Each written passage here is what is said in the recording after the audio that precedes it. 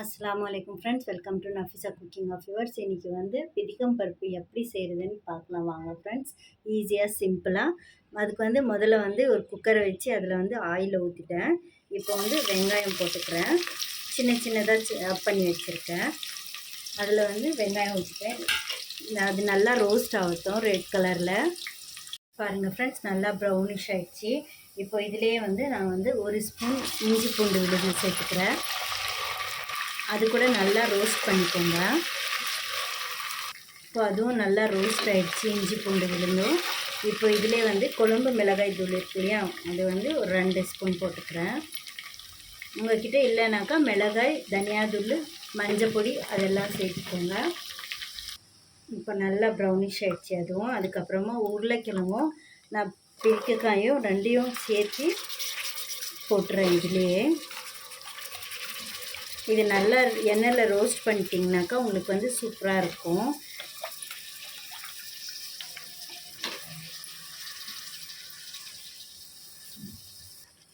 இப்போ இதுலேயே வந்து நல்லா அந்த வாசனை போகிற பச்சை வாசனை போகிற வரைக்கும் பிதக்குக்காயும் இன்னும் உருளைக்கிழங்கு 2யும் சேர்த்து போட்டிருக்கேன். இது 2யும் நல்லா பச்சை வாசனை போகிற வரைக்கும் இது வந்து கொஞ்சம் வேகட்டும். அப்போ வந்து அந்த வாசனை இருக்காது, சூப்பராக இருக்கும். எப்போவுமே இது வந்து கொஞ்சம் பச்சை வாசனை போன பின்னாடி நீங்கள் குழம்பு செஞ்சிங்கனாக்கா சூப்பராக இருக்கும். பாருங்கள் ஃப்ரெண்ட்ஸ், இது வந்து நல்லா வறுத்துட்டோம். இப்போ வறுக்கும்போதே உங்களுக்கு வந்து அந்த ஸ்மெல் தெரியும். அந்த ஸ்மெல் வந்து பச்சை வாசனை எல்லாம் போயிடுச்சு. இப்போ வந்து இதுலேயே நான் வந்து தக்காளி ஆட் பண்ணிக்கிறேன்.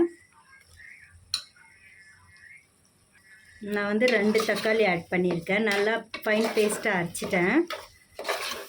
அப்போ தான் உங்களுக்கு வந்து குழம்புக்கு ரொட்டிக்கெல்லாம் கிடைக்கும். நீங்கள் கட் பண்ணி போட்டிங்கனாக்கா அது வந்து தக்காளியாக தெரியும். அதனால் நீங்கள் அரைச்சி போட்டிங்கனாக்கா சூப்பராக இருக்கும். பாருங்கள் ஃப்ரெண்ட்ஸ், இப்போ வந்து பாதி அளவுக்கு வெந்துருச்சு. தக்காளியும் நல்லா வெந்துருச்சு. இப்போ வந்து தண்ணி ஆட் பண்ணிக்கலாம். நான் வந்து 1/2 டம்ளர் தண்ணி ஊற்றிருக்கேன். பாருங்கள் ஃப்ரெண்ட்ஸ், கலர்ஃபுல்லாக சூப்பராக இருக்குது. இப்போ தண்ணி 1/2 கிளாஸ் வந்து 1/2 கிளாஸ் தான் நான் ஊற்றினேன். அதுவே போதும் இதுக்கு. இதிலே வந்து 2 முட்டையை உடைச்சி போட்டுக்கலாம். நான் வந்து 1/4 கிலோவுக்கு 2 முட்டை போடுறேன்.